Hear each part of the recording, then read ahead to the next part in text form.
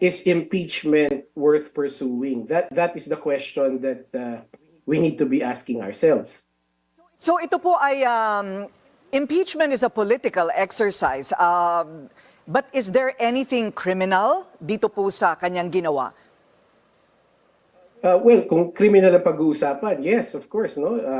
Posibleng plunder, as one of the lawmakers have suggested, no. So, kung tututukan mo yung plunder lang, then that's already a big case, no. Kasi non-bailable yan. So, between impeachment or filing a plunder case, lalong-lalo na kung kikilusan to ng ombudsman, given the evidence that's already available, then maybe that's worth pursuing rather than yung impeachment na, gaya nga na sinabi mo, Corina, is really just a political process, no?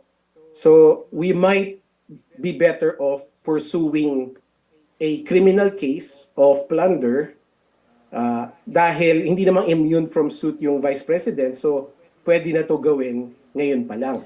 Kung hindi po siya immune from suit, ibig sabihin pwede po siyang kasuhan, pwede rin po ba siyang ipakulong kung sakali pong manalo ang kaso laban sa kanya? Yes, certainly, no? Like what happened to Senator De Lima before, no? Ang hindi lang pwede is patanggalin siya sa office, no? Kasi ayon sa ating saligang batas, the only way to do that is by impeachment, no? To remove her from office. Hindi po pwedeng sabay ang aksyon. Impeachment and a criminal case.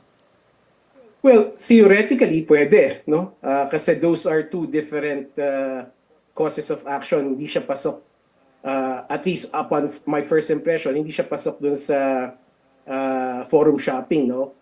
So, pwedeng sabay, but it's going to be a very difficult process, no? Kasi yung impeachment, as you said, it's a very volatile, divisive, and partisan politics will certainly have a big role there, no? So kung tututukan yung dalawa, kung gagawin yung dalawa, then baka may dilute yung effort ng gobyerno, no? So magandang pag-isipan kung ano ba yung mas gusto natin mangyari?